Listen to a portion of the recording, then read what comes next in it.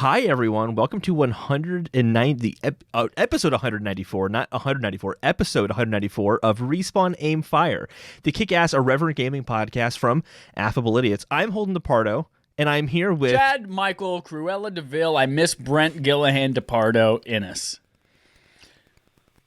And we've got the dreamiest fan base of all time joining us from all over the world right now, including Brent, a.k.a. Porkchop118YT, and...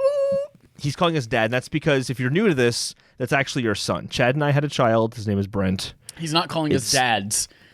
It's a palindrome. If you read it backwards, it's S-Dad. He's calling us both S-Dad. It's a palindrome. It's the same both ways.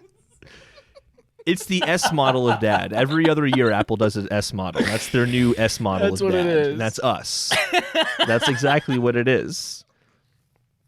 We've got a lot to talk about. We got some Cyberpunk rumors that were also then debunked, but we're going to go through them anyway. Oh, nice. We have some new Nintendo. There's a new Nintendo developer because they bought a company. Very exciting.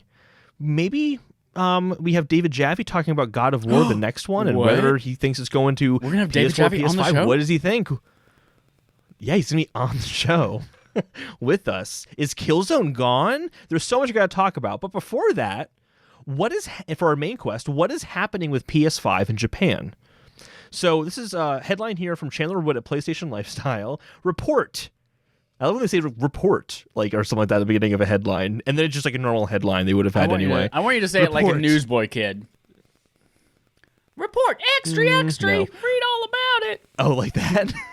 Report, PlayStation Report, brand. PlayStation brand. PlayStation brand in, quote, decisive decline in Japan. Research firm is deeply concerned. So...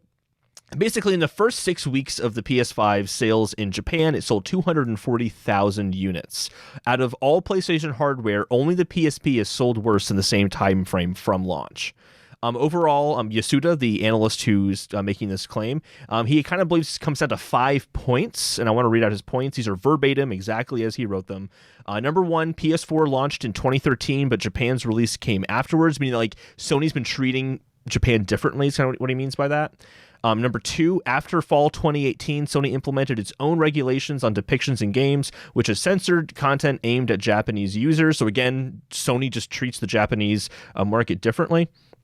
Number three, the PS5 reveal video had no Japanese narration, while there were issues with the font used for the subtitles as well as their Japanese translations. That one's interesting to me. Actually, I had no idea about that. Number four, the confirm button was changed from circle to cross in order to set a global standard. And number five, due to manufacturing issues, the initial launch allocation for PS5 in Japan was barely above that of the PS3, preventing the system from reaching early adopters. Those are just some ideas that he has that aren't official statements or anything like that. Yasuda also notes that there have been many changes to Sony in Japan, including major departures and cuts within Japanese development teams. Sony has moved their headquarters from Japan to the U.S. in 2016, which is, I think, also worth mentioning that they're much more U.S. focused if they're going to be literally in the U.S. first. So that's all interesting stuff. And there's another article from Chandler Wood here for PlayStation Lifestyle.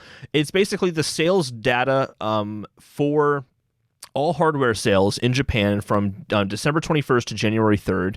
So not right around launch, but close enough after within the holiday season enough that it's, I think, still relevant, and it gives us at least an idea of what's happening.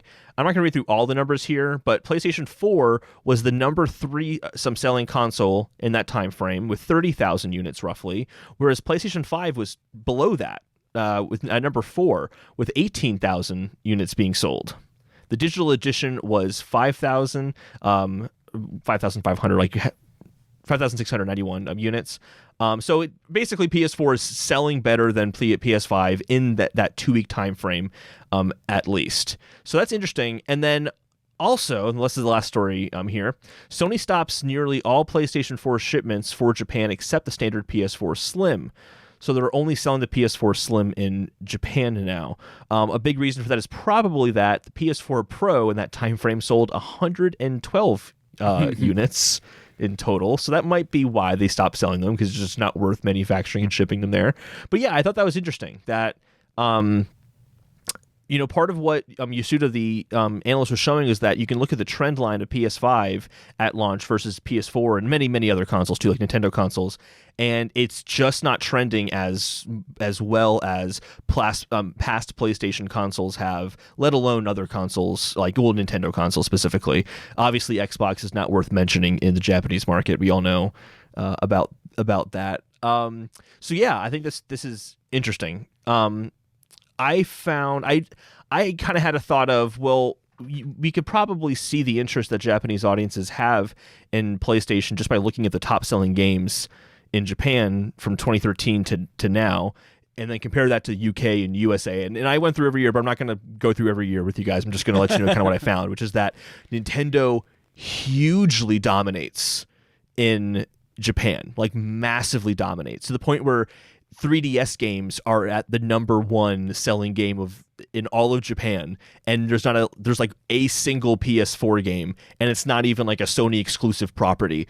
Whereas you contrast that with, and that's including the Wii U era, where Nintendo wasn't selling as well. Like, including that time frame, they're still not selling as many PlayStation 4 games in Japan. And then UK and USA, it's just the complete opposite, where in UK, for example, you actually have Sony first-party franchises breaking into the top 10, where you don't see that in Japan. You don't really even see that in the US, quite frankly. But you do, in both of those regions, see just a majority of them are multi-platform games, like the Call of Duties, Assassin's Creed, like that kind of like huge AAA experiences that come to all consoles. So I think the answer here is actually quite simple, is that PlayStation is just not as big in Japan as it is in the EU and in the USA. Therefore, they probably want to put their stock for launch in the countries where it's more prominent. I think that's kind of how I'm looking at it.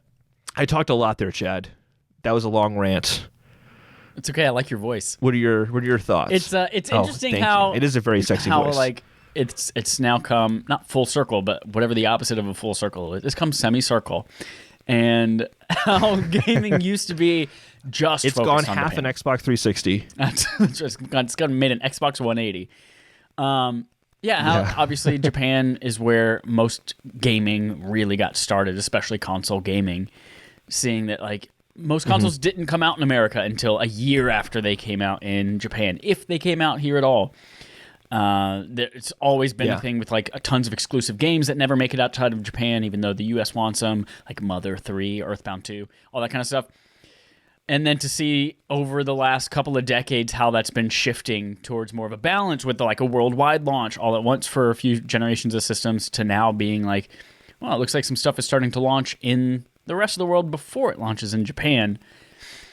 I think it might be a little bit of both the self-fulfilling prophecy of like, oh, it's selling less in Japan, so we're not going to release it in Japan as widely as we did everywhere else, and that might be contributing to it a little bit. But also like them moving out of Japan and relocating to California, having one centralized thing, catering more. Like if you look at their first-party studio lineup, the games that they have coming out are very much focused on Western audiences as opposed to the Japanese market. So it's a Many little of the bit developers are just straight up in the US or the UK. Absolutely, yeah. So I think it's a little bit more of a cultural shift in gaming away from Japan, where it all started, and now becoming more of a worldwide phenomenon, accepted kind of in all cultures. Mm-hmm. But also, I think that it's a little bit about their propensity towards mobile gaming. Not mobile, but handheld gaming. Yeah.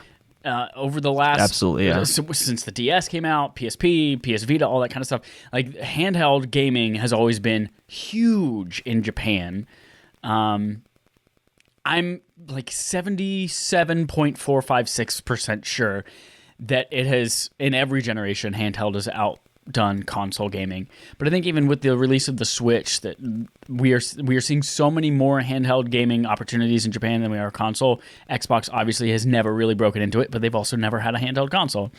Vita was doing well in Japan. It continued to sell there even after they discontinued it in the other markets. And so I think Sony doesn't have a handheld market anymore, so it's more focused on the home console. So obviously they're going to kind of lessen their presence in Japan as well.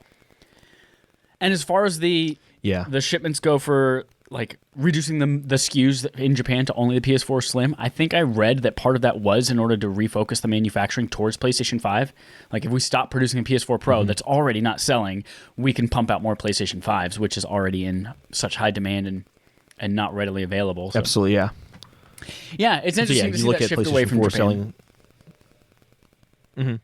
Yeah, I think it's definitely interesting. I think you make a good point, but it's just it's a big cultural change that's been happening over the course of a while, and I think you also hit the nail on the head with the mobile being more prominent there. I mean, one of the things that surprised me when I was looking through the top 10 list for each year was that the year that Dragon Age 11 came out, because remember it came out on 3DS as well, and it's like, why would they do that? Dragon because Warrior that sold 11. better than Dragon Quest. Sorry, not Dragon Age. Yeah, technically same thing. You said Dragon Age, which is the Ubisoft game. Oh, I said Dragon Age. Yes. I meant to say Dragon Quest. So Dragon. I almost said Dragon Age again. Dragon Quest sold better on 3DS by several 100,000 units than it did on PS4. Both were still in the top 10. That's still a huge franchise in Japan, but that's not something you would expect. Normally, you'd expect, the big console version would sell better than the 3DS crummy, quote unquote crummy handheld edition of it. But that's a very, I think, more like American a way of thinking about which game you're going to buy. Do you remember when they announced the bundle where you would get in the same box the 3DS and PS4 version? And we're like, whoa, that's so crazy to see two competing consoles with the same game and the same version. But I wonder if that was just like to try to subliminally say, hey, this is out on PS4 too. Go ahead and buy a PS4. It's cool there too, promise. Yeah. I wonder if that was just to get them to play more at home as like a little strategy. Yeah, possibly, yeah. It's really cool to see that, and I feel like Nintendo's probably just going to keep growing in Japan, and they might just now own that market. Yeah, especially since Sony seems like they are not interested in that market at all. Or not interested in Japan, but not interested in making a handheld in the future. Yeah, absolutely. I also think that it also adds context to that changing the confirm button from circle to cross. I think that kind of exemplifies that. When they went to decide which one was going to be the standard, they went for how it's done in America and the UK, not how it's done in Japan. Definitely that kind of makes sense. In the last couple of years, we've seen even at the corporate level with the consolidation of not having different marketing and different PR sections in different regions, them kind of just trying to make one Sony or one PlayStation for all of these markets. Mm-hmm. And I'm sure that like localizing all of these support documents and controllers and the way the games work and things like that, having to go and make separate versions of these just for the Japan audience, I'm sure it was a little bit of just like, let's just make things work one way. Let's make it simple. Let's not have to have separate localized things for everything. It's 100% that. I think it just shows where they lean is they're leaning more towards the Western markets because they went with how it works, in the West. And I'm also just glad that happened too, because like Dark Souls on Switch, for example, drives me absolutely bananas how you have to hit B to confirm, where I'm so used to, that's to me, B is back, A is accept. And so it's so backwards to me. So yeah, I thought this was a really interesting story because I think that, Sony obviously is still a Japanese company, and that's of course not going to change. But it is interesting how they've responded to the market essentially over the course of 2 decades and shifted. Jim Ryan has kind of maintained like, we haven't forgotten about Japan, but they definitely are shifting away from it. Not completely. Gotta go where the money is. They're not going to pull a Microsoft on Japan. It's just not going to happen. Yeah. But anyway, yeah, I thought that was interesting. Moving on to playtime, unless you have anything else you want to add to that. Nope. I hate it. I hate everything about it. No, I'm just kidding. It's great. Well, tell me how much you hate Destiny 2, because I know you just hate that game. It's horrible, and you just keep playing it because you can't stop seeing how bad it is. It's the worst game in the world. So bad that I even looked up Destiny 2 tattoos this week. Oh, wow. I love it that much. Commitment. I've talked about it a lot of times on this podcast. We've gotten sucked into it in a way that we've never been before. We realized as we were prepping for this raid that we have become the people who once embarrassed us last year. There was an opportunity last week. We were doing a raid, and there were like 4 of us. And we're like, damn it, we need 2 more. So we brought in some randos to help us finish just the final boss of this raid. And the guys got in there and they're like, all right, what are you guys running? Do you have blah, blah, blah? And we're like, I have a sniper rifle. Oh, okay. Well, go ahead and equip this mod. Do you have this ability? Let's run the warlock with this blah, blah. And we're like, can you say that again? What is that you're talking about? And they were literally like, it's like in Finding Nemo. It's like he's talking some other language or something like that. Yeah. And then they were just like, Jesus, how long have you guys been playing this game? And we were like, hundreds of hours. But they were just like, ugh, and then they just left. They got so frustrated with us and left. And we were like, oh my God, what a bunch of assholes making us feel like shit for not knowing whatever meta is in the game. And then we literally this week were like, all right, how do I maximize this? I need to get a slug shotgun, which I get from this, and then I need to optimize it with this mod to drop the ammo, and I'm going to charge everybody with light. And while you're charged with light, make sure you have high energy firearms so that you do more damage per stack. It was insane. We were beautiful minding this whole thing. Shout out to everyone involved. It was me and Dallas and Matt, our usual fire team. Oh, no, wait. That's the Destiny one. That's the Destiny call. And we had Jerica from JK Games, who will be back on our podcast later this month to talk about Control. We had Trevor from every podcast that's ever been. And Kyle St. James, who I don't know if you know this or not. Every single one. Every single one. I don't know if you know this or not, but Kyle St. James has Divinity. So he joined us as well. And that's an inside joke that you won't get. It's an inside joke that I don't really know, but when I say it, they laugh. So I say it a lot. But no, it was a wonderful time. We had spent weeks preparing for it, watching videos. Some of us watched the videos 30,000 times. Some of us watched them like 2/3 of one time. But we were all able to get through it together. We squatted up Saturday night. We went into this thing. I was already feeling good. I felt like we understood the meta of this game in such a way that we hadn't before. That I was like, I think we're way overpowered for this thing. It's going to be fine. And if you don't know anything about the raids in Destiny, they require so much communication and like coordination. And so if you have anybody that like doesn't quite know what's going on, or you haven't all agreed on the nomenclature of like what every single box in the room is going to be called or what levels are, then it becomes really difficult. So shout out to everyone for being really quick to adapt to things. There were a couple of moments. We spent 6.5 hours on Saturday night. There were some ups and some downs. We didn't beat it. 6.5 hours on Saturday night. By comparison, that's dedication. When we did the Leviathan raid, it took us about 10 hours. When we tried the Leviathan Prestige version, we did 28 hours and we didn't finish it. But this one, we spent 6.5 hours and we didn't beat it. We got to the final boss. There was some real fun shit going on. Like the first encounter, we had to like call out some shit and people were dying, but we got through that pretty quickly. But then we got to this place. There's a lower floor, and then there are 3 people that take elevators up to space, and they're out in space, and there's an upper floor. And you have to fight this boss that keeps popping up in different areas, and there are copies of him. You have to figure out which one's the right copy and deal damage to that before he explodes and wipes the whole team. After you do that to him once, he leaves behind this little ball, this debuff that you pick up. And in true alien form, you have to take the elevator up to the top, and you have to go into an airlock. Someone has to shoot the debuff off of your head, and then you have to suck it out the airlock into space before it kills everyone. So you have to do that like 8 or 9 times throughout the whole thing. It's kind of an interesting, really cool mechanic. A nice shout out to Alien. But so there are 4 airlocks upstairs in space. And so we keep running, and we're like, all right, I've got the debuff. I'm running upstairs. Kyle has the debuff now. Which room? And you can only use each airlock one time. So Trevor's in charge of calling out where you're going. All right, you're taking the first airlock on the left. Great. So I run in there, shoot it off my head. Boom. All right, Dallas, you're taking the second airlock on the left. I'll be there to shoot it off your head in just a moment. Cool. Great. Shoot it off of his head. Sure enough, a minute and a half later or so, we're all dead. We're like, what happened? I don't know. I hit the boss. I got the right one. Man, somebody must have accidentally hit the wrong one. I don't know what's going on. About an hour of us attempting this encounter, we realize the second airlock that we've been sending people to was not an airlock. It was just a closet that monsters spawn from.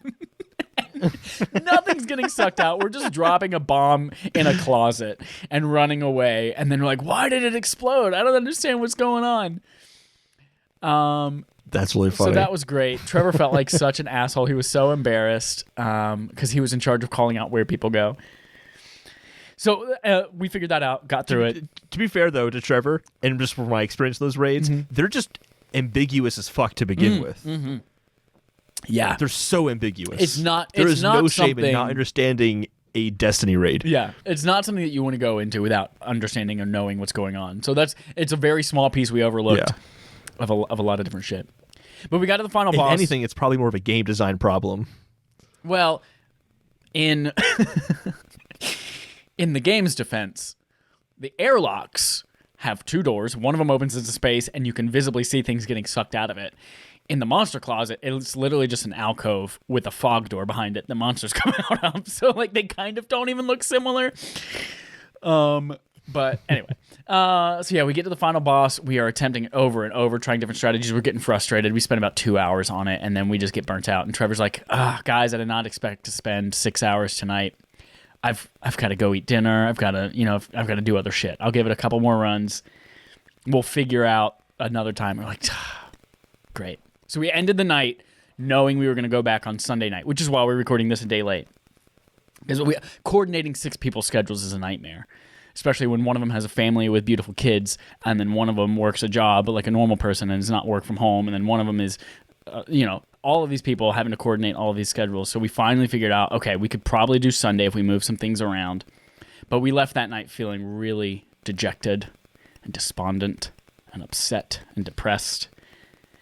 And then... That's what the D in Destiny stands for. It's what the D in Destiny 2 stands for. All those things. Then I find a video that says, beat the final boss in 40 seconds. I say, what? And we watch it, and we figure out that the key to beating the final boss is just that everyone has 2 shotguns. And that's it. You literally have a shotgun in your primary, a shotgun in your secondary, and instead of like using supers and trying to use high-powered machine guns and rocket launchers, it's literally just everyone get in one circle, go through a bubble, get in a circle, fire all your shotguns into them. Switch to your other shotgun, fire all your bullets into them. Switch back to your first shotgun, and just do that. And we beat him within about 30 minutes, our second night. And it was like so great. It was wonderful. It was amazing. I just burped up Brussels sprouts, and that tastes disgusting. So yes, we beat it. We were all so happy. We rejoiced, and then immediately started it over. So we went and we let's do the first encounter again. Get that chest, get those spoils. So we went and did the first encounter again in like 10 minutes. It was great. I think we're going to be, as that group, raiding a lot more. We all want to get Divinity. Kyle St. James has it. I don't know if anyone knew that, but Kyle St. James has Divinity. So we're going to go get that gun, which requires us to do another raid, the Garden of Salvation raid. And then we're just going to keep running this shit. It's so good. It's so fun. So yeah, that was our experience with it. We had a great time. It's over. Tell me about Animal Crossing New Horizons, Holden. Sounds just as exciting. Yeah. It is. Let me tell you, the raids in Animal Crossing New Horizons are crazy. It's like go over there, shake a tree, run away from the wasps when they come after you. It's nuts. It's bananas. Yeah, so just playing more Animal Crossing New Horizons. I don't want to talk about what happened this week because I think we all know what happened this week, and it was just fucking abysmal. Yep. And this is just a great the world doesn't matter. What matters is making sure that I get all these flowers in this little valley location that I made, or cave, I don't even know what it is, but I like it. It looks cool. It has lots of flowers. It's very pretty. And I worked on that, and it's great. And I'm at a point now where, actually right before recording, I tried to upload my Animal Crossing Island to get a dream code so I could share that on Twitter so people can see it. And then later on this week I'll make a video, but it wasn't letting me connect to the internet for some reason. So I couldn't do that yet, but I will do that soon. I'll post it to Twitter. So yeah, I kind of feel like my island, I'm not 100% happy with it. There are a few parts where I'm like, this feels kind of boring right here. I know I could do more with this. And I just went through all the furniture types I had, all the recipes I had. And I'm like, what can I make, or what can I buy, or what can I pull from my inventory to pretty this place up a little bit. And I just need to basically shop in the game more, just keep playing it, get more stuff, and I'll fill things in. But I'm at a place now where I'm really happy with it. It feels like things on my island are very dispersed now and kind of have their own kind of separate little areas, whereas before I had just one big suburb, if you will, and then just nothing in the rest of my island. So I think it looks better now. I was watching some videos. I was feeling really good about my island, and I went online and to YouTube and just watch some videos of like tours of this 5-star island, and I'm like, oh my god, my island is garbage. Like these people's islands are insanely like intricately detailed. And I'm like, you know what? I'm fine if my island never looks like that. I like my island. You'll never be fully satisfied. My own story with your behind island. it. It's art. Like even Michelangelo, he's like, I painted the roof of that Sistine Chapel, but I knew I could have put at least 5 more naked dicks on that ceiling. And you'll never be satisfied. I feel like other people's islands are the Sistine Chapel, and I have like a crayon drawing, and I'm like, Michelangelo, doesn't this look good too? Like, I feel like that's me with crayon drawing compared to everyone else's, like Michelangelo's David or whatever. Yeah, so still loving that game. It's still fantastic. I do have like I'm kind of building up like a wish list now of like what I want this year, because I was talking to John on Pixel Street podcast, and we were kind of talking about like what we want in terms of like quality of life improvements and stuff. And there's a lot, and I want like a big like DLC update. If whether it's free or paid for, it doesn't matter to me. I will pay for it at this point. Why not? Because I put so much time in this game. I'm always gonna want more content in it at this point. But yeah, I'm like wanting more content now, and I'm really hoping. I think it's like my number one wish now for 2021 is that something that's more like. Is that normal for Animal Crossing? Do they really ever get DLC, or would that be new on Switch? So on Animal Crossing New Leaf, they released something called like the Welcome Amiibo, and it was like $20 and add all these different like features and all that to the game. I had kind of gotten off of Animal Crossing New Leaf at that point, though. That was like several years after. I think that was like 2016 or 2017, and the game originally came out. And actually, no, it's like 2015 or something like that. But it was like 3 years after the game came out, so it's kind of already past New Leaf at that point. But I think that Nintendo's more open to DLC than they've ever been before. Right. I think Switch has, proven that with not just, Smash Bros, but also with Zelda having DLC, Splatoon having like DLC packs. Like it's something they've been doing more regularly. And I feel like Animal Crossing is just perfect for like a big yearly DLC update where they add new stores and, you can add these new types of exterior designs for your houses now. So you have different door types. And like, there's just like a lot they could do with that. And Animal Crossing fans would eat it up. Plus that game sold 13 million units or something like that last year, something ridiculous like that. They're going to want to tap into that audience for more money because they're a company after all. But it also just makes sense in the context of what Animal Crossing is.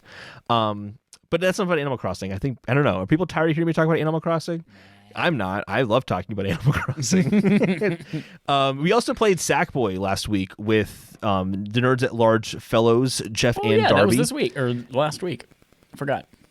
Yeah, it was like last week. We did like we've gone through like one world each time we get together, and I love that game, man. I really like that game. We had some internet problems this time, though. Yeah, I do agree. Sure I think it was happening there because it was not there the first time, but we were having like skipping and glitching and people like glitching all over the map and stuff like that. But yeah, it was weird. It was just that one time.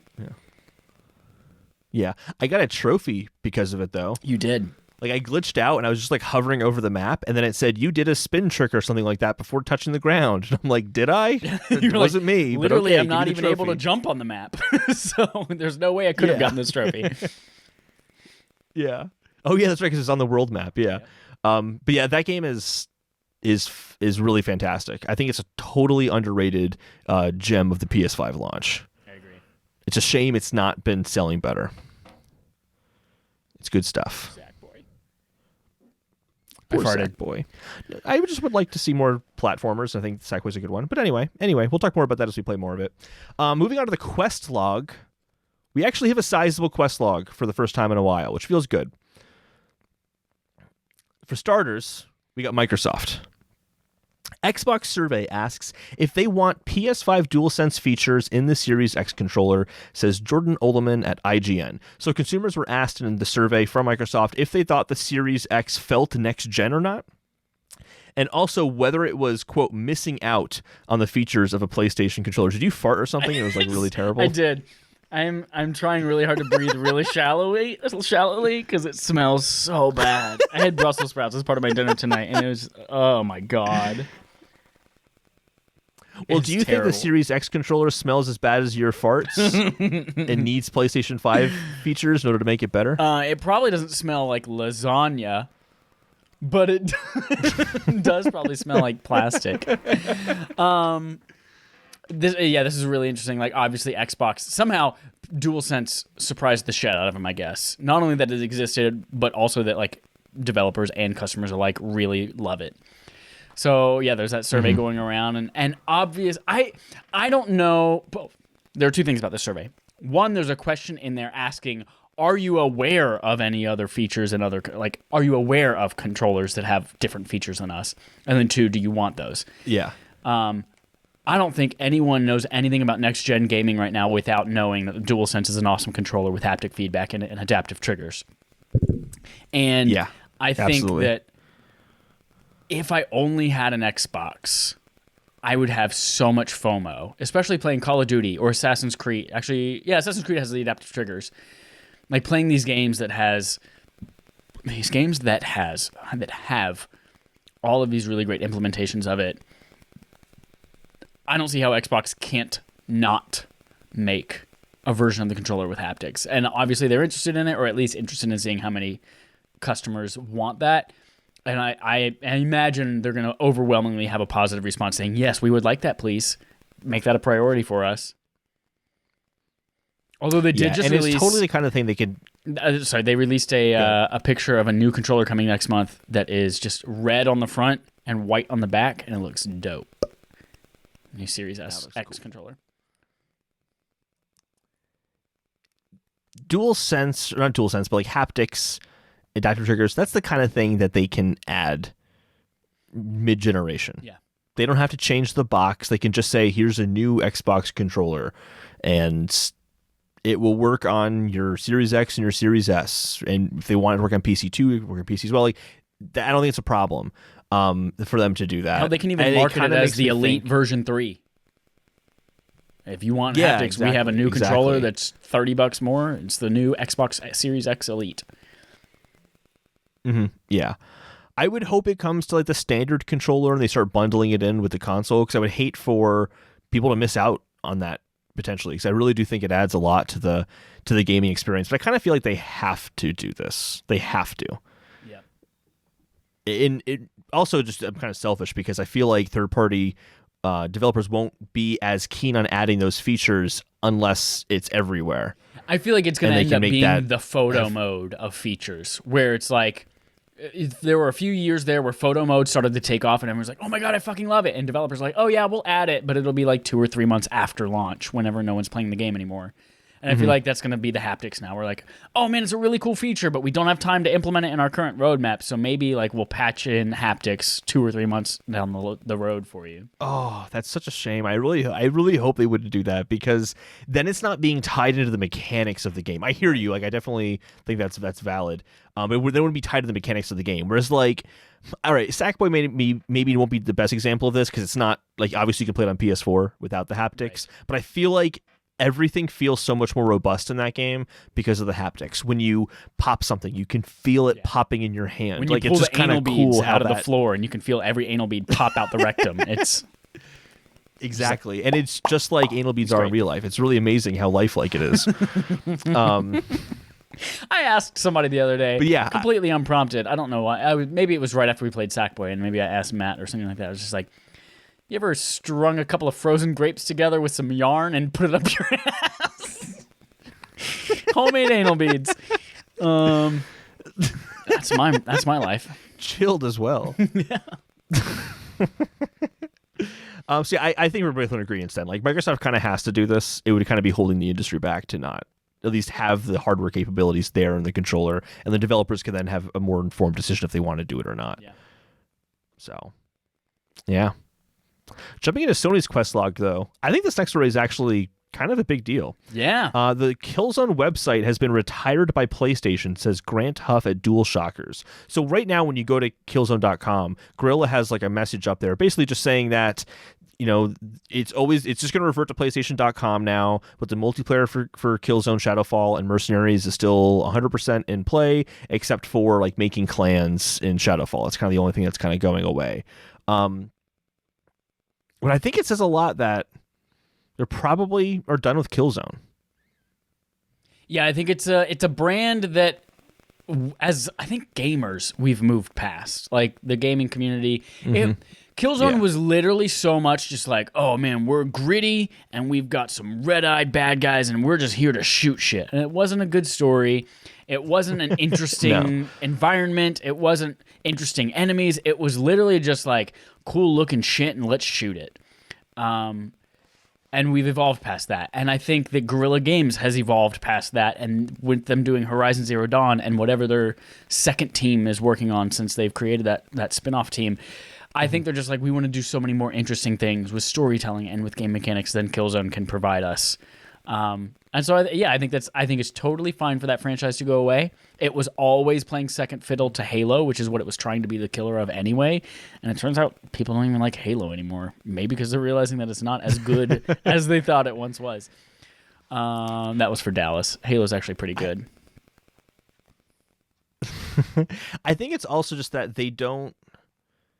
That was a different time in kind of Sony's first party lineup where they needed to fill in a niche of some kind. And I kind of thought they realized they don't need to do that. They just need to make high quality single player games and let their development teams do what they want to do. So if Guerrilla wants to stop making Killzone and make this open world RPG instead called Horizon Zero Dawn, absolutely, we trust you guys. Go for it. Like, see what you can do with that.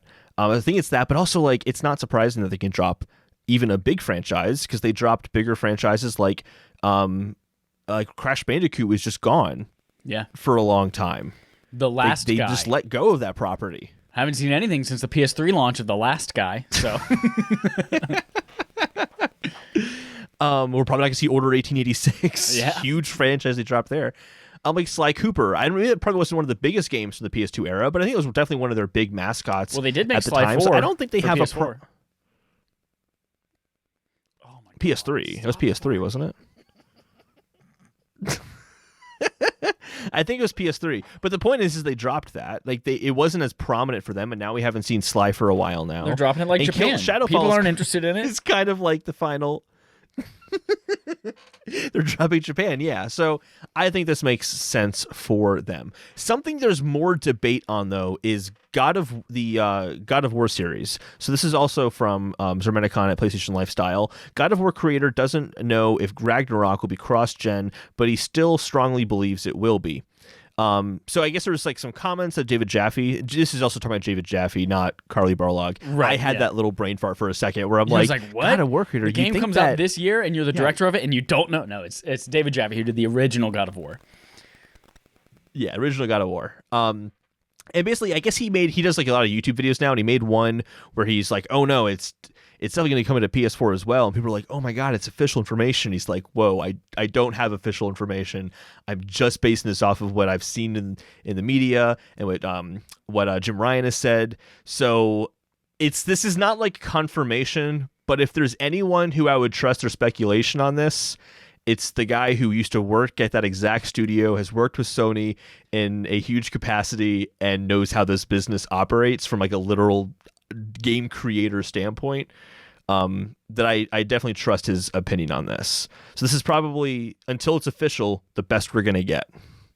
I don't.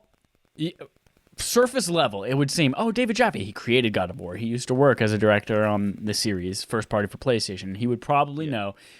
But then I also see, I follow Cory Barlog on Twitter, and he's retweeting David Jaffe's playing God of War 2018 for the first time, like over the last month.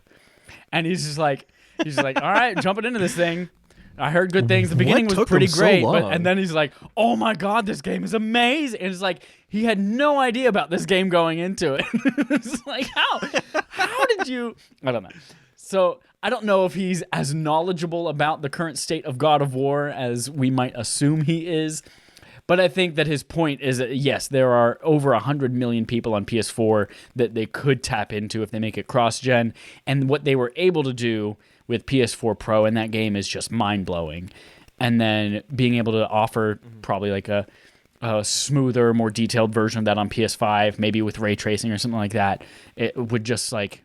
I think that'll be enough of an experience right off the bat that it's going to be totally fine to be cross-gen. And it's, like I said, too, it's just leaving so much money on the table, especially if they release a PS5 exclusive game like this that is such a big hitter, and everyone wants to play it, but no one can because of supply constraints. Like that's how can you release a game of the year quality game without also letting people be able to play the game? I mean, that's maybe Half-Life Alyx, Yeah. but you saw what happened to Half-Life Alyx. Yeah, I think I've been thinking about that too, because I'm like, well, I mean, Horizon Zero Dawn's going to be cross-gen, so they do take big franchises and they will make them cross-gen like that. But then, like, Ratchet and Clank isn't as big of a series, but that's going to be PS5 only. But also, Gran Turismo is going to be PS5 only, and that's a huge franchise. So they've kind of gone both ways on this. Yeah. And that's right. And that France thing says Gran Turismo is coming the first half of this year. We don't know how credible it is, but yeah, and that's also that's more official than David Jaffe talking on the matter. Yeah, mistakes can happen in those regards. But anyway, I wonder, like, by the end of 2021, when PlayStation 5, let's see, say it sold, what was it, like 4 million units by the end of 2020 or something like that? Like in that ballpark, I think. Oh, it was 4.3 million, I believe. Yeah. Yeah, and then like it's estimated it might sell 16 million by the end of this year. Mm-hmm. So like, let's just say, like, obviously it won't be the full 16 million by the time it comes out, but let's say it sells like 12 million. Well, then that's 16 million units they now have out at that point of the most dedicated PlayStation fans. So it will be large enough that I think they could justify it. But I think also I'm just kind of talking for my own desires, because I really just want to see what they can do with that, that series where you can have these gigantic monsters that you couldn't do on PS4. You just couldn't pull it off as well. Because I kind of feel like, and just correct me if I'm wrong, because you have much more knowledge on God of War than me, but I feel like in terms of like epic scale, in terms of like the gigantic monsters, you're literally fighting on top of these giant beasts in like God of War 3, for example. Well, yeah, I think the difference is God of War is a smaller story, so it doesn't quite reach those epic heights that does. But I wonder if they can kind of find a blend with that, because they can take advantage of the PS5 hardware.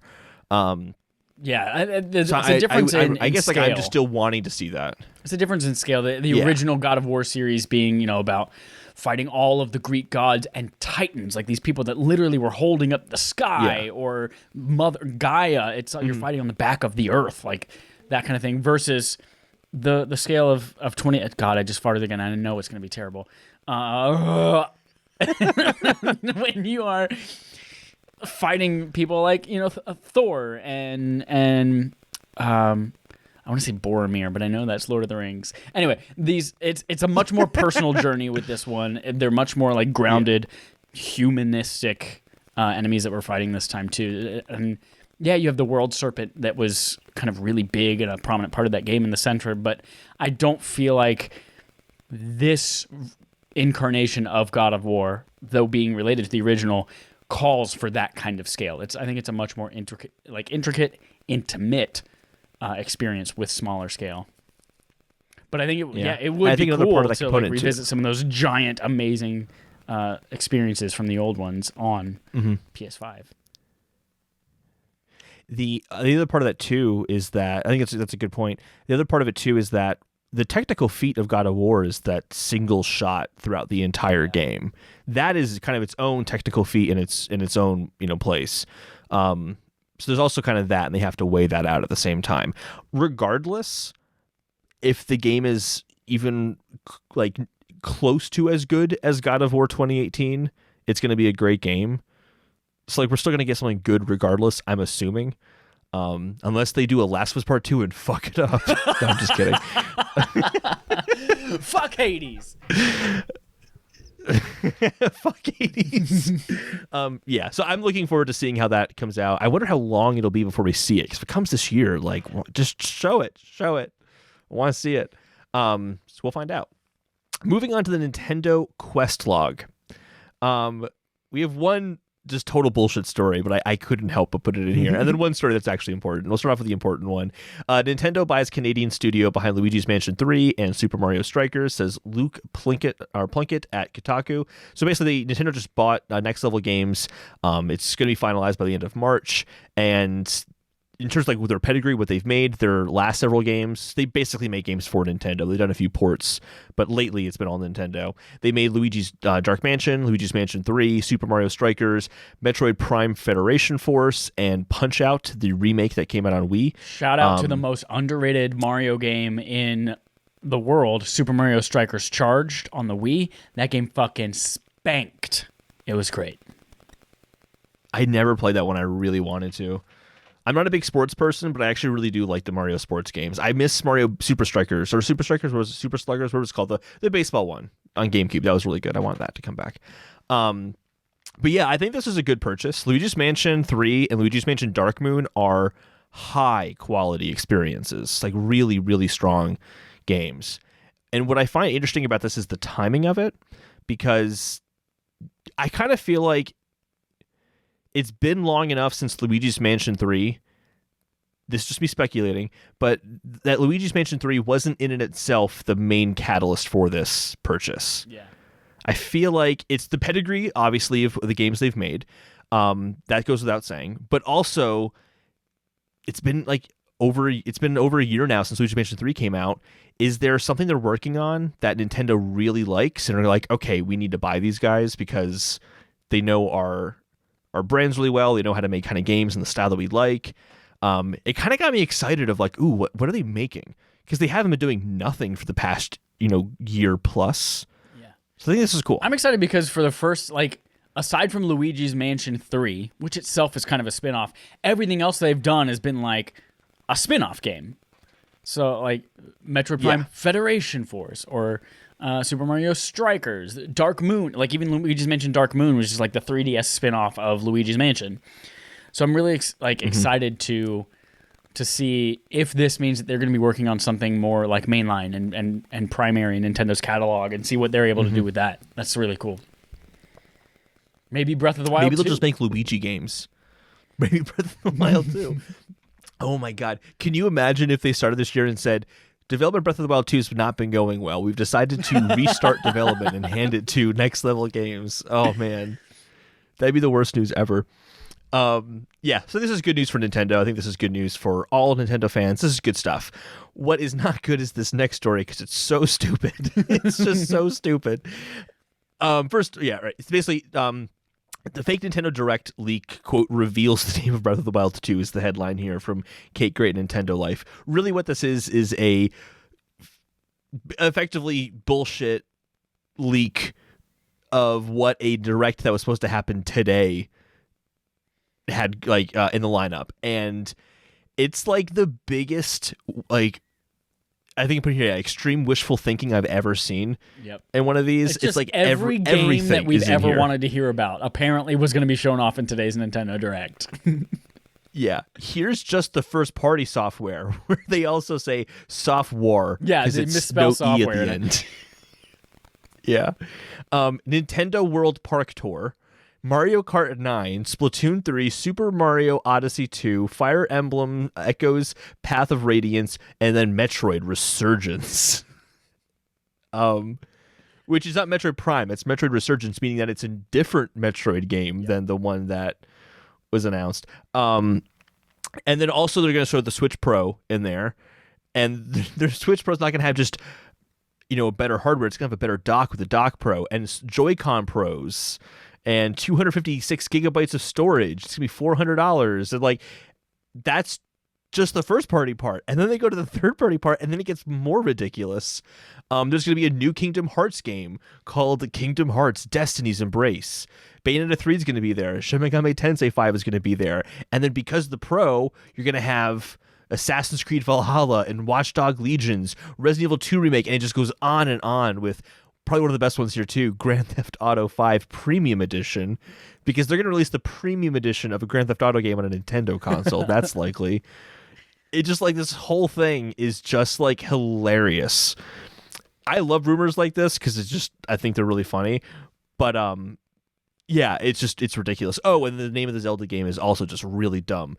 The Legend of Zelda: Echoes of the Past. Yeah, there are two major naming things in this that I was like, this is obviously fake. Legend of Zelda: Echoes of the Past is not a Zelda game. It is not clever enough. It's just a dumb name.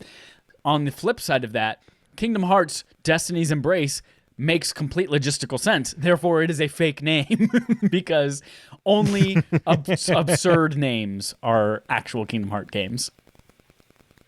Yeah. Nintendo, I don't think, would ever have a year where they release this many great games, let alone all of them in one 40-minute Nintendo Direct. Like, it's crazy. But again, we also know this is not true because this was supposed to happen before we recorded this. I just wanted to talk about it anyway.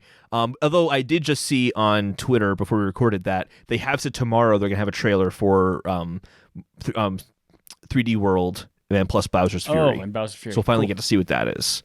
Yeah. See whatever the hell Bowser's so furious about. Yeah. I think it's probably just going to be like more challenging levels. Like kind of an extreme form of like super You don't think hard it's going to levels be or something like a dumbed down of it? Because when they released Super Mario Wii U Deluxe, they did the bandit character that can't die, and then when they did Tropical Freeze, they did Funky Kong that like is super resistant to everything. You don't think Bowser's Fury has something to do with like, here's you play as Bowsette, this made up character that the fans made that's sexy, but also is invincible. I think two reasons why I don't think it would go that way. One is just Fury is an interesting thing to call the easy mode. And the second is that they are pitching this as like Mario 3D World plus Bowser's Fury. Whereas I think like when they had the other ones, it was like, oh, and we have an easy mode built into this, but the cover itself looked the same, except for Funky Mode. What was it, Funky Mode? Is that like in the corner of the box? Yeah, I think that's in the corner of the box. That was really funny. That would have been awesome, though, if they did Donkey Kong Tropical Freeze plus Funky Mode. That would have been great. But I am looking forward to tomorrow and seeing what is in store there. And I'll have to wait a whole week to talk about it. Almost a whole week. Damn. Yeah, very upsetting. All right. Just got a third-party quest log. It's just a the Cyberpunk quest log. Yeah, it's just a Cyberpunk quest log because we can't go a week without more Cyberpunk stuff happening.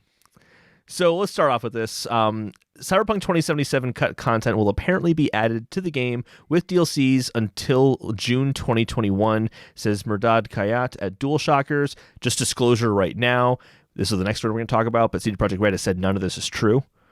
So this is just some dude on GameFAQs claiming he's a CDPR employee, and this is what he had to say. But I want to go through what he had to say just because, I don't know, I think it's interesting. Some of it, I guess I wouldn't be surprised. We'll say that. We'll touch them one by one. Some of the cut content includes entire quest lines, some of which management just quote-unquote weren't feeling and were rewritten like a dozen times apparently, and that those will be coming out in the DLCs later on. A full-on transportation system in the whole game. A more detailed police system, and apparently it was more dynamic. It worked well, but then it hit a snag when it came in contact with another system in the game. And so it got fucked up and they had to just implement a much, much simpler version of it really fast. There's supposed to be a different Johnny Silverhand who's supposed to be even crazier. But then Keanu Reeves came in 2018 and I guess he wanted to have more dialogue. He wanted to be a bigger part of the story. So they kind of rewrote huge chunks of the stories to kind of get him in there. And it changed his character and changed the story a lot. There was an underground section of the map that was just completely cut from the game. I realized I wrote completely cut from the game completely. Should I have said completely again? There would have been more lootable buildings in the game. So like sometimes when you go in like an alley or something like that, you'll see a door and you go to it to open it up and it'll just say like the door is locked or inaccessible or something like that. But apparently a lot of those are going to be accessible according to this fake thing here. And it's just not, you can't go in those buildings anymore. That's not CD Projekt Red kind of came out and just... That's an entirely different game. They're releasing a different police system. A central character to the entire story is going to be completely different than he was before. There's a whole underground section. The city is now suddenly like probably 4 or 5 times more explorable. No, that's not DLC shit. That is 20 years from now a remaster that makes it better. Yeah, so this is the way they kind of phrased it, and I think this makes more sense looking at it this way, is in the fake rumor they said that they were trying to go for like a No Man's Sky kind of update, and that is kind of how No Man's Sky handled it, is they would do updates that changed fundamental parts of the game itself. They're kind of saying that's what they're trying to do here. And yeah, that stuff, though, is not stuff I necessarily believe. Like, I can't imagine that with all the issues happening in this game, they're going to say, make sure that cars don't look like, really stupid when you're looking from a distance. Make sure the cops, aren't like popping out of nowhere, but also make sure buildings are lootable. We need more buildings. Right. Create all new environments inside these. That lastly just seems like weird to me. The one where I kind of go, okay, that actually makes sense. I'd say 3 of these I think make sense. But again, CD Projekt Red just denied all of them. One is the transportation system. There are like train lines all over the city that don't actually have trains on them, which is kind of strange. So like, it seems like that's something they could have like cut. Entire quest lines that are going to be added later. I think it's just how game development works anyway. We're like, hey, we don't have time to finish this quest log, but we're going to be releasing multiple DLC packs, which they have announced for this game, multiple DLC packs after its release, and including new quests in that. I kind of feel like is exactly what they would do. So that makes sense to me. But one I've actually heard legitimate speculation on, I feel like, even before this article came out, was that Keanu Reeves coming onto the project in 2018 really changed the story. It's actually, I mean, this was already reported as fact that Keanu Reeves wanted to double his lines in the game, so they did. Yeah, and I mean, do that. He came onto the game in 2018, so like when you do that, that's a big change to the game that you're making, and it will change the story and that kind of stuff. So I actually do kind of believe that one, but I can also see how CD Projekt Red would be like, don't acknowledge it, just deny the whole thing. I understand, yeah. It's mostly all bullshit. An actor comes in 2018 and says, hey, I would really like to play the character this way. Can we do more with this, blah, blah, blah. But that doesn't mean that, like, cool, the game's shipped now, and so suddenly we have all of this other content already recorded with him, and we're gonna put it out in a separate DLC. Like, no, like, you can't change who he was without also having him re-record and react all of that shit, unless you also have another character, another actor, content's not gonna come back, having all of that real. shit, and then also re-recording all the other stuff Johnny Silverhand already does in the game. It's like, it doesn't make any sense. Yeah, I agree. I think it makes sense that he came in there and said, hey, can we do this, can we do that? And then they ended up adding to the game. But yeah, you're right. They're not going to bring in that cut content, and then suddenly Johnny Silverhand sounds like Cillian Murphy. Like, apparently the guy said Cillian Murphy was going to play, or he was inspired by Cillian Murphy or something like that. Like, they can't do that. That wouldn't make any sense. It just would not work. So yeah. So I mean, like, and there's nothing, because I read the whole thing earlier this week, and I actually was surprised at how detailed it gets, like reading the full like post. Like, this guy who made this must have spent a lot of time working on this, because I think what makes it work and what made it seem so believable to people to the point where CDPR had to come out and say this isn't real is I feel like what this guy did is he took a lot of the speculation that was already happening about the game and like things that he saw some YouTuber talk about or something like that, and then turned it into this, kind of accumulation of all these different stories into one big thing, and being like, guys, I figured it all out. I'm a developer there, and try to give it credence. Yeah. I think that's likely what probably happened here, because it got a lot of traction. I mean, it had I want to say it had 10,000 upvotes on Reddit when I saw it, and that was just one of the posts. There were multiple that's all saying the same exact thing, just copy and pasted versions of it. So anyway, the official statement from CD Projekt Red was, normally we don't comment on rumors, but this time we wanted to make an exception as the story is simply not true. Moving on to the more important stuff. Report headline. Cyberpunk 2077 has lost 79% of Steam players already, says Alex Calvin at PC Games Insider. The decline is 3 times faster than The Witcher 3 back in 2015, which took 3 months to reach the same decline.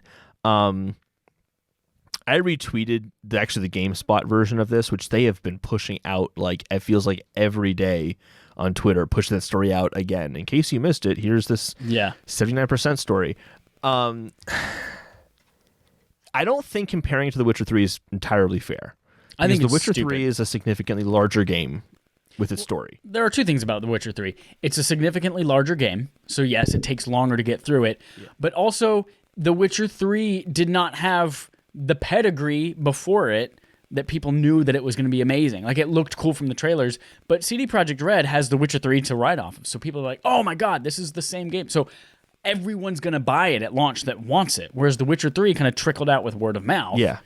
So it's going to stick around a little bit longer. That's a really good point, yeah. The people who are playing it are that much more dedicated to it. It's like saying, they just oh my god, Last of Us Part 2 sold so much faster than Last of Us Part 1. Well, of course it did. No one knew what The Last of Us was when the first one came out, but now they know what it is and they want to see the sequel. So it's got that going for it as well. Yeah. I know that the issues of the game, I'm sure, are a factor as well. Because I think what's also important to note here, I feel like this article is being used to say, Cyberpunk is doomed because the drop-off in the story. I don't think that's true in this case, because it's also like the number 3 best-selling game on Steam still. Like, every week it's still number 3 best-selling, which I think a lot of people are, I think most people are in the lane of, I'm going to get this game, but I'm going to play it when it's fixed. And I kind of feel like that's probably the majority of the people right now is, I like it, but I want to play it when it's completely fixed so I can have the best possible experience with it. And also keep in mind that like these numbers are from Steam. So these are people who are playing on PC who in general are having a better time than people playing on console. So like it could just be that I played the game and I beat it without any issue. So I'm done with it. Whereas people on console are just struggling to keep it running. And some people, it's also it's a much shorter game. Like when we were doing the spoiler chat with Darby, Jeff, and Brent, Brent had spent 23 hours and he beat the game. You can do that in a month, no problem. Yeah, that is not hard to do.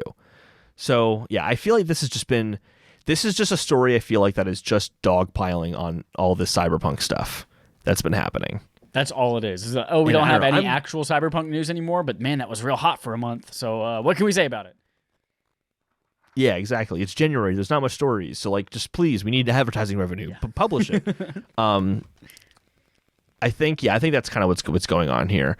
And in the the most important story of Cyberpunk for the week is Polish competition watchdog investigating Cyberpunk 2077, says Marie Delisandri at gamesindustry.biz. So Poland's Office of Competition and Consumer Protection is looking into how CD Projekt Red plans to resolve the issues of Cyberpunk, meaning that like how are they handling complaints from people and the refunds and how is that process going? But also like, are they living up to their promises of patching the game, getting those patches out in a timely manner? Like, are they lying to everyone again, or are they taking this seriously and trying to remedy their mistakes? That they did kind of add that regardless of how CD Projekt Red handles post-launch, they are still very concerned about the pre-launch and are still looking at that pre-launch as well. And the fine for this could be about 10% of their income, which is a lot. Yeah. And what I was reading is that it's looking forward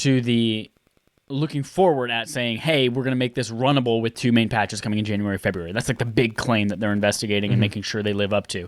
And if we get to the end of February and it's not runnable on console, that's when the up to 10% of their income fine comes into play. But from what I was reading, it's like we trust them. We expect it all to go fine and nobody's going to have to owe any money and all that kind of stuff. But like, it's good that people are watching out for it just in case. Absolutely, yeah. I also just, even kind of outside of the gaming industry, I love this idea of percent of income as your fine as opposed to a flat fee. Makes far more sense, because I feel like so many big companies can get away with doing things because they just build in the fine into the shitty thing that they were planning on doing. All these like, Facebook accidentally leaks 1 trillion people's shit. Oh, they get fined $2.4 million. And I was like, okay, literally, that's like Mark Zuckerberg makes that over coffee. Yeah. Yeah, exactly. That's cool to see. I'm not sure if that's just how Poland works in general, but big thumbs up. It's a good idea. And like you were kind of saying about how they're going to handle it, how they're going to be waiting for the February patch. We'll see how it turns out. not really much we can say until then. Yep. I want it to do better, but we'll see. And that completes the main quests and the quest log for this episode. We have our fetch quests remaining. Got a few here, not too many. First one, rumor, headline. The Elder Scrolls Netflix series is the latest TV adaptation. This is a rumor, so we don't know for sure. Liana Rupert from Game Informer says, Liana can also confirm, though, there are 5 other game series in the works at Netflix. Does that include previously announced ones? Yeah. Like Castlevania Season 3 and The Witcher Season 2 and the anime from Devil May Cry. And like, does that include those that we know? Assassin's Creed is also happening at Netflix. And there's an anime Assassin's Creed. I'm checking. And there's something else Assassin's Creed. Like, there's a lot of shit already confirmed for Netflix. The quote here is, I can confirm there are 5 more gaming adaptations of the work over at Netflix that have yet to be officially confirmed. So it's like outside of Witcher and all that stuff. Yeah. Exactly. Netflix loves games. They do. Well, The Witcher's done really well for them. I don't know how well Elder Scrolls would be how good Elder Scrolls would be compared to like The Witcher. The Witcher is much more narrative focused than something like Elder Scrolls. Yeah, I feel there's a lot of lore there. So like they could make it work, I guess. But Witcher's much more of a narrative game than Elder Scrolls. I mean, how exciting can you make a show about picking up too much cheese in cups and then suddenly having to go through your backpack and figure out which cups to drop? I mean, that sounds great to me. That sounds awesome. And that's the Elder Scrolls experience. When I heard 5 other video game series in the works, I'm like, please do Mass Effect. I think you can make a great Mass Effect TV show. I don't know. I think a Mass Effect TV show could be wonderful. But these Netflix adaptations of things so far have just been like, they've been a step below Mandalorian, a step below Game of Thrones seasons 1 through 7. And they've just been like pretty good. The only seasons.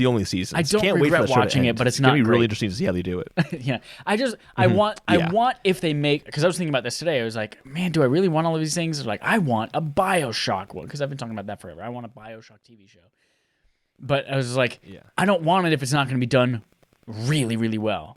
If it's not going to be an HBO Last of Us Part 2 or Last of Us TV show caliber thing.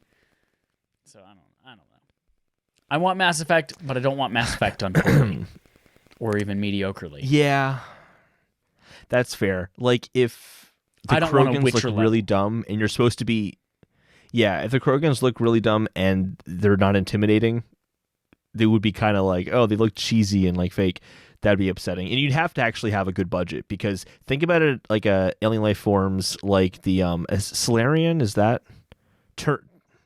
I get the Solarian and the Turians confused in Mass Effect. I think Garrus is a Solarian. Oh, Solarian? Is Turian? I don't remember. I need to look it up now. I need to know. Garrus is a sniper. Belittle my Garrus. He's a sniper.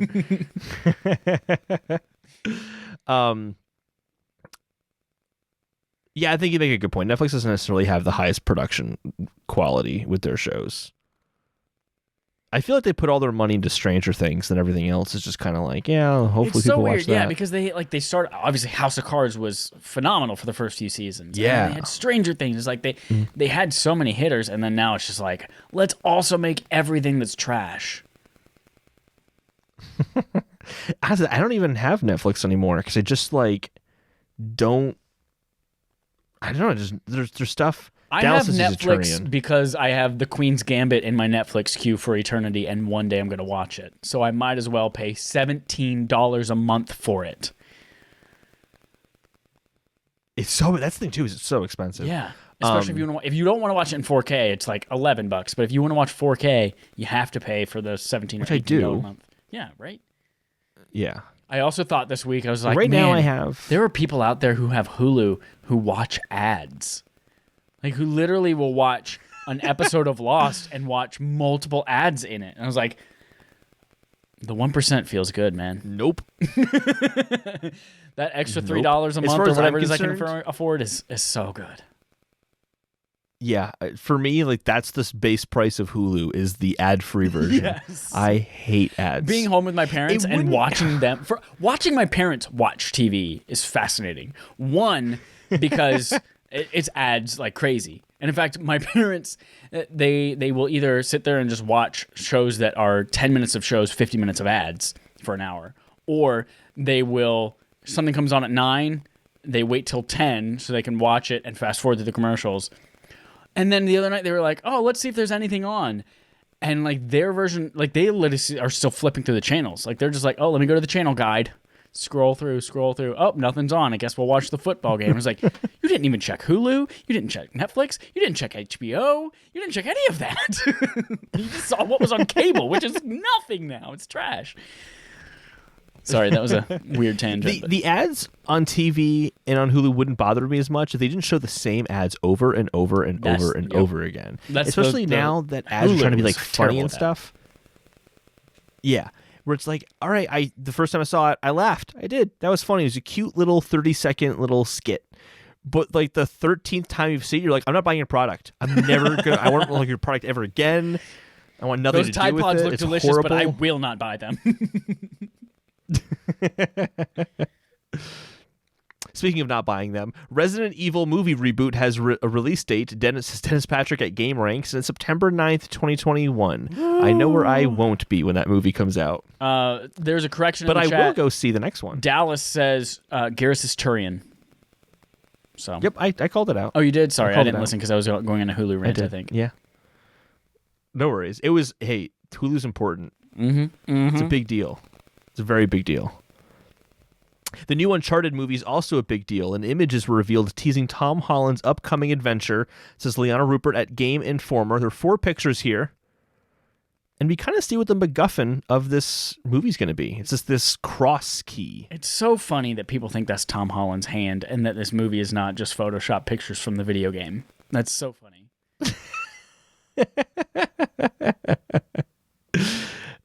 Yeah, these pictures tell us nothing, but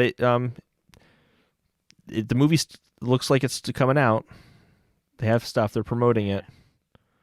These are just I'm still stills really from the not next game. excited for it, though, to be honest, actually. I'll go see it, but I wouldn't say that I'm actually excited for it. I'm not excited for it. I like you. I will go see it, but I am not excited. I am ready to be proven wrong. It's possible, yeah. And here's the thing, too, is the most recent Tomb Raider, I actually liked, but I knew it's not a great movie, but I had fun with it.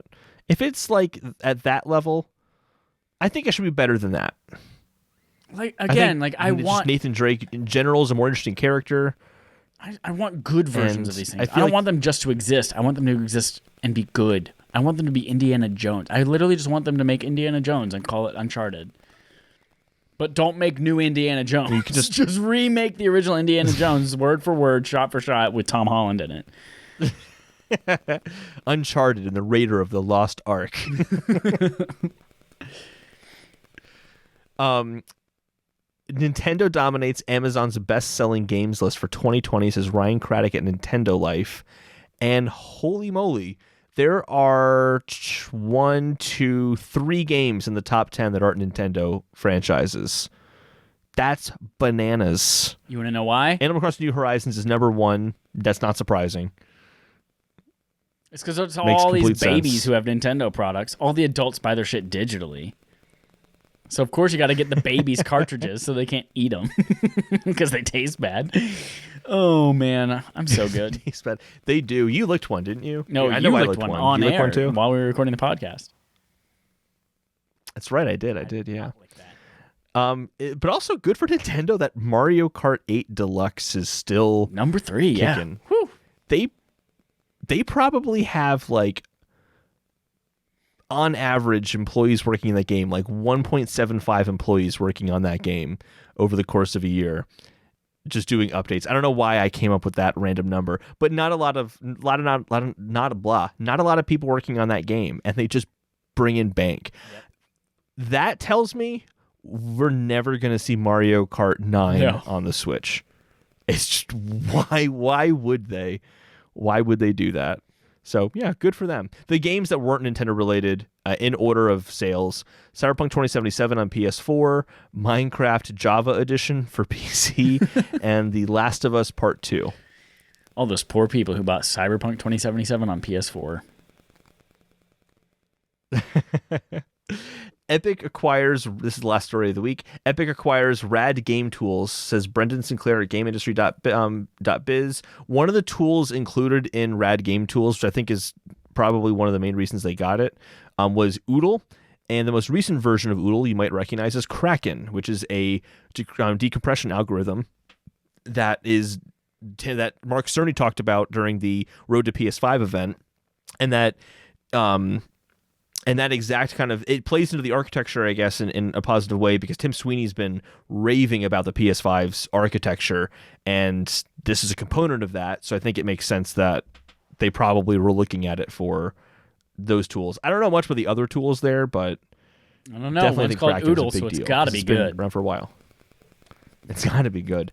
And that's all the stories for this week. Chad, what else do we have? We've got Game On Game Show. The Game On Our Gaming Show, we play a game called Game On. The Gaming Show on our Game Show. Game. Holden. We've got part 2 of Is Assassin's Creed Good?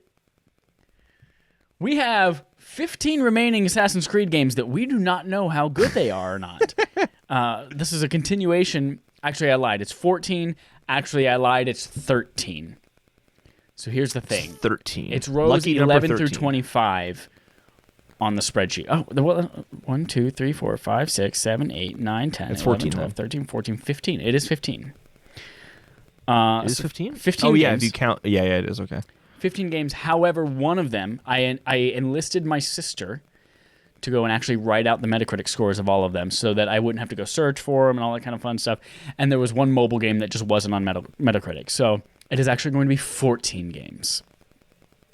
So Holden, this will go much smoother and a lot quicker because we already have the answers written on this folded in half piece of paper that I have not looked at since she wrote on it.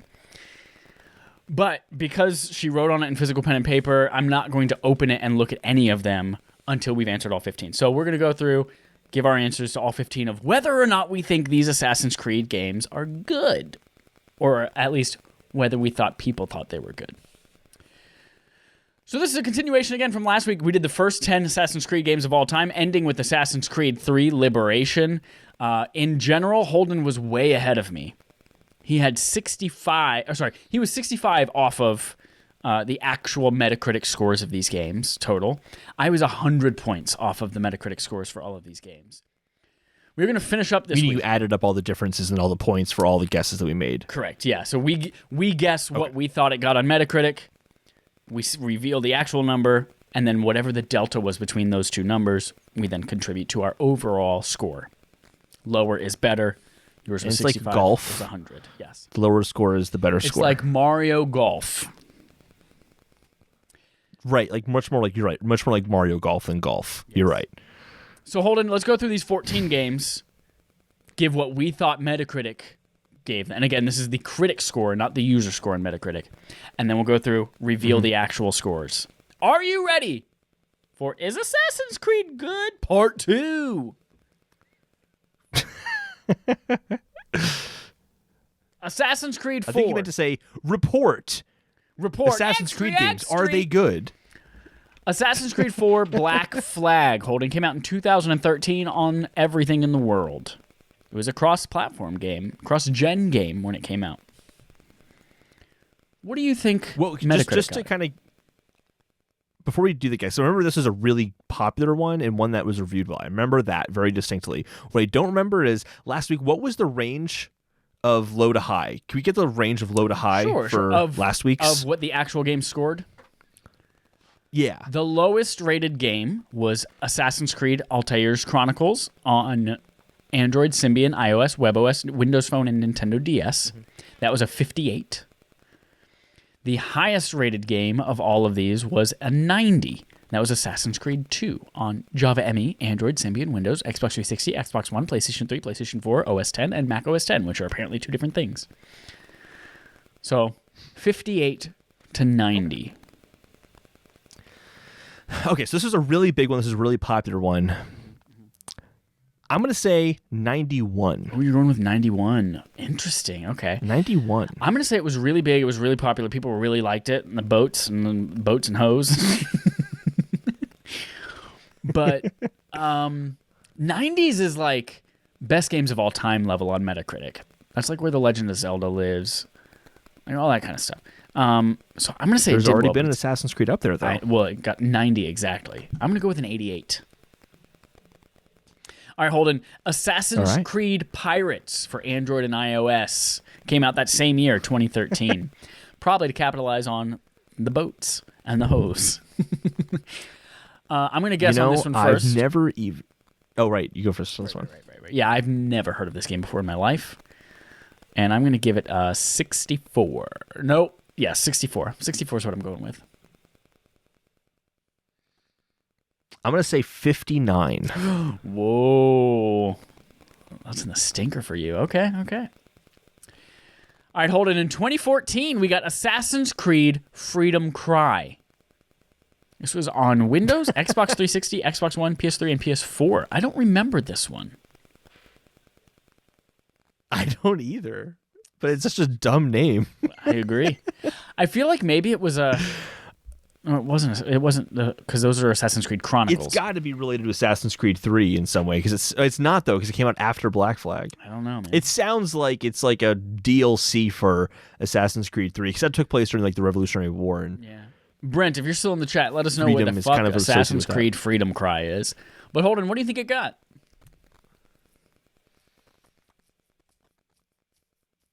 That was the 360 one, right? Like it was a console. Was 360, Xbox One, PS3, and PS4.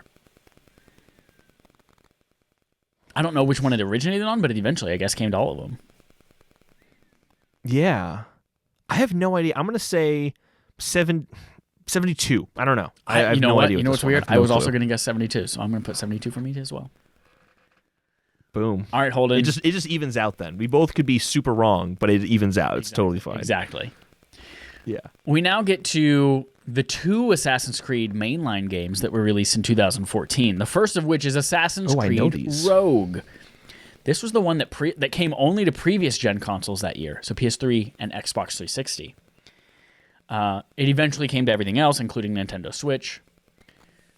I'm going to guess first on this one, and I'm going to say... I remember this one actually reviewing... See, I don't remember whether this reviewed better than Unity or whether eventually the story ended up being, you know what? Of those two games released, Rogue ended up being the better game. Like, was that something that we all adopted an opinion about later? That's exactly how I remember it. Yeah. So I'm going to guess... I remember it being I'm pretty sure it was reviewed better to begin with as well. It was kind of like, of the two Assassin's Creed game, the one to play this year is actually the old one. It's kind of how I remember that playing out. What's sad is that Assassin's Creed Unity, the only thing I remember is the fucked up faces from the PC, and then also that it had multiplayer and it never came back, and that also that they said that you couldn't do female characters because they're too hard to animate. Oh yeah, that's right. But we're talking about men, Rogue, very easy to animate, but women, it's impossible. We did it 2 years ago, make Assassin's Creed 3 Liberation starring a woman. Anyway, sorry. Assassin's Creed Rogue, I'm going to say reviewed at a... Well, that's when they learned it was so hard to do the animations. God, we'll never do that again. I'm say kidding, it's 81. 81 for Assassin's Creed Rogue. Yeah, I'm feeling that too, but I'll do 81 as well on that one. I agree with you. I think that makes sense. I'll even out. All right. Next up, Assassin's Creed Unity. This was the purely next-gen version. Xbox One, PlayStation 4, and Windows. What do you think it got?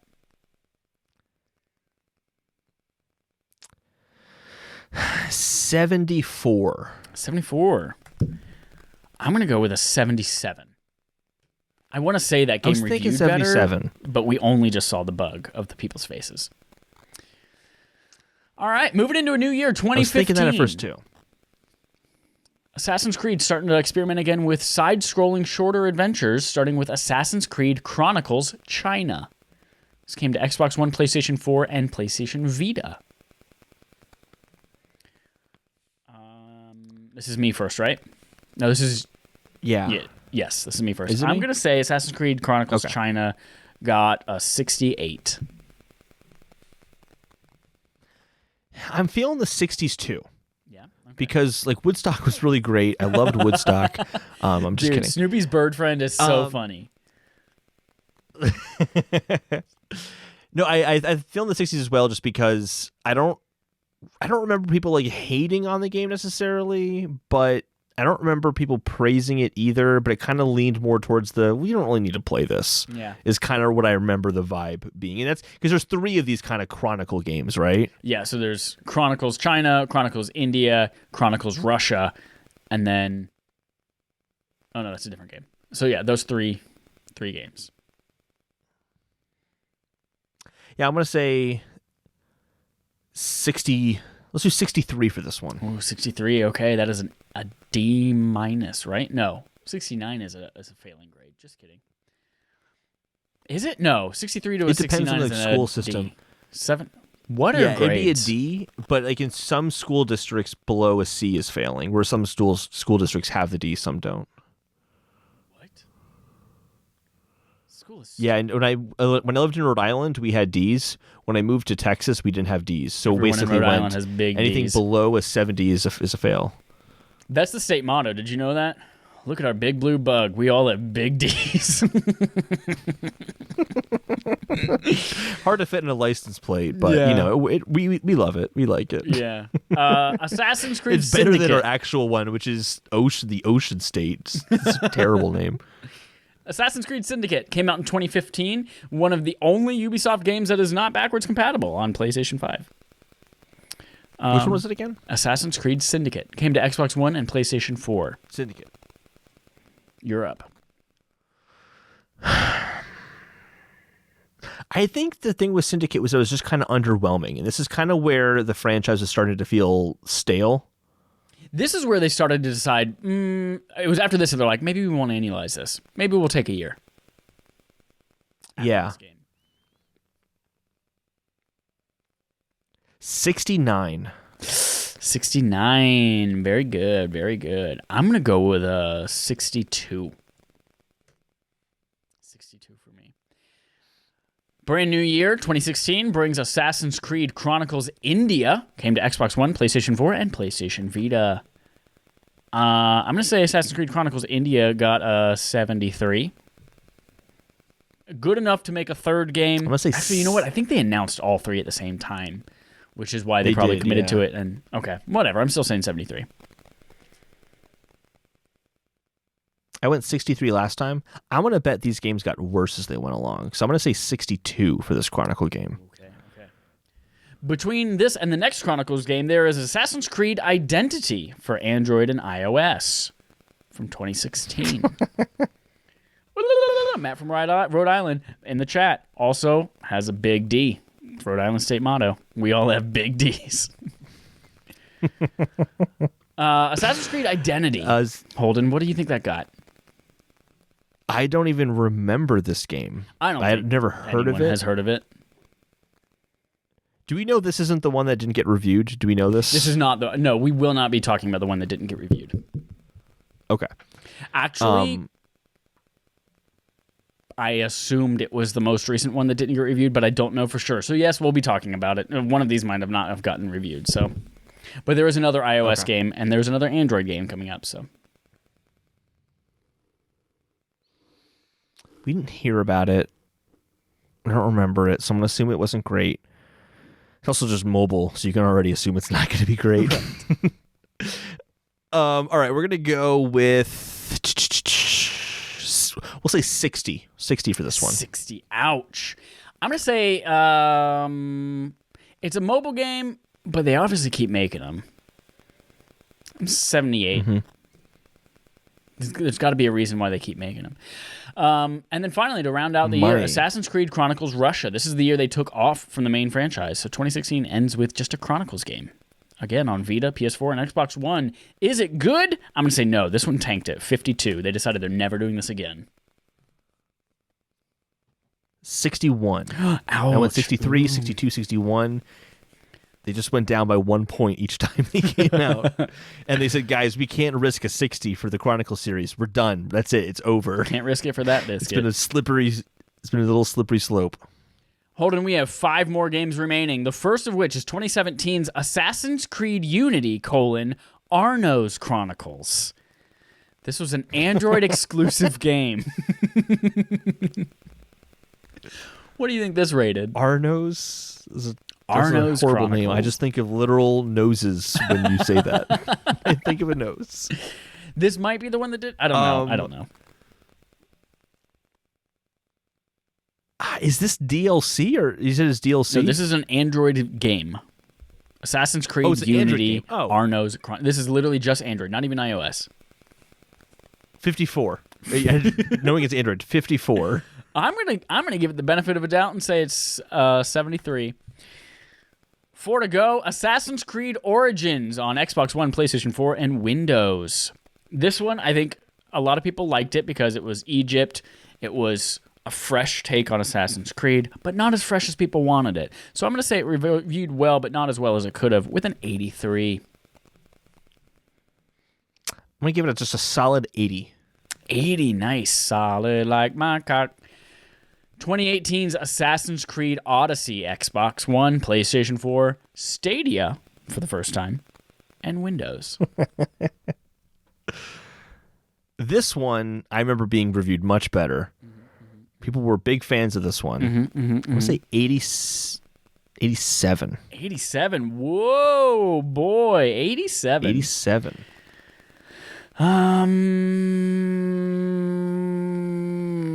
89. 89 is what I'm giving it. 89. Our final mobile game, Assassin's Creed Rebellion on Android and iOS in 2018. Holden. Oh my God. My fart smells like a rotted tuba. I'm going to assume this game was a rotted tuba. I'm going to assume that as well. 57. 57? Okay. Oh my God. I'm going to give it an 81. I'm just going to be optimistic. 81. 81. And then finally, That's so high, dude. You got to take that back. There's no way it's 81. Assassin's Creed Valhalla came out 2020, just a couple months ago. I'm going to say Valhalla got it reviewed pretty well, but maybe not like stellar. I'm going to 85. 85 for Valhalla. So this is tough. First of all, it's the most recent one, so you think it'd be the easiest. Right. But I'm trying to think now because I think people kind of rank it below even Origins. It's kind of like Really? Odyssey, Origins, Valhalla. Okay. But I might be wrong. So I'm kind of, my inclination is to say it's below Origins, which I said, what was 80? 80? You said Origins. Assassin's Creed 81. Origins was an 80. A solid 80. Okay. And then I sang solid like my cock.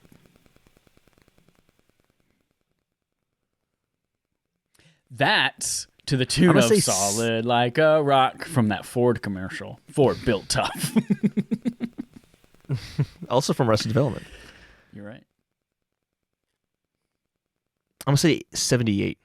78. Okay. This is the moment of truth, Holden. We're going to go through and the actual scores that each of these games got. I have the ballot right here.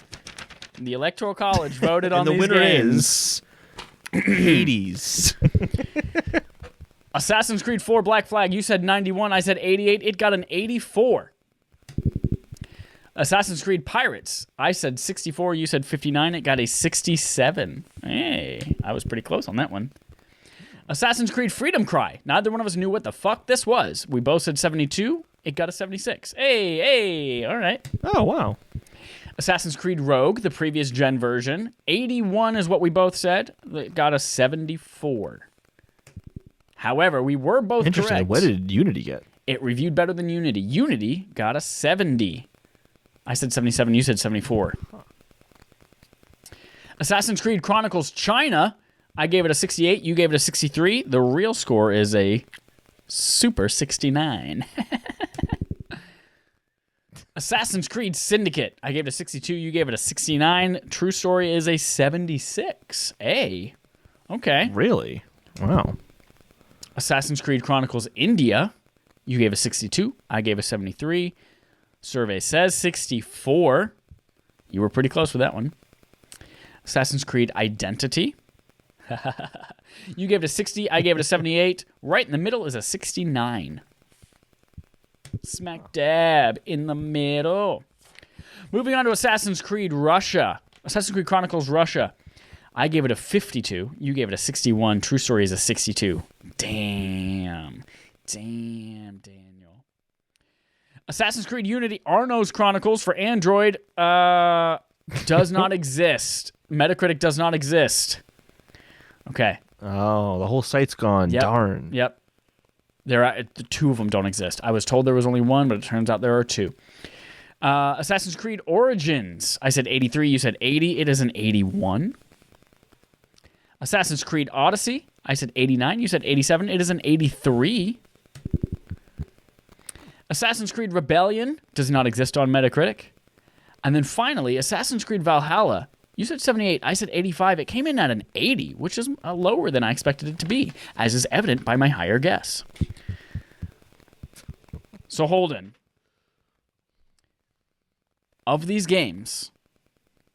Actually, hold on. I've got to get rid of this row, the rows of the games that aren't real, so I can take them out of the tally. So get rid of this row, delete, and get rid of Assassin's Creed Rebellion. Delete. All right, Holden. In general, the average Assassin's Creed game reviews at a 74.77.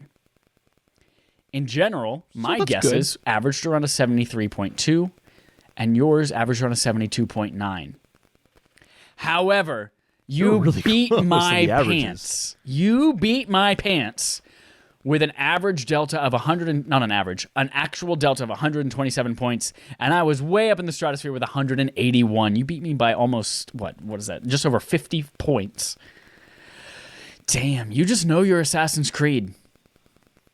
Really well. Yeah. Very well. I'm a huge Assassin's Creed fan. Well, my favorites are Assassin's Creed Identity and Assassin's Creed Rebellion. Those are my favorite ones. Definitely, most definitely. So we can tell that Metacritic and the rest of the world thinks that, yes, Assassin's Creed games are good.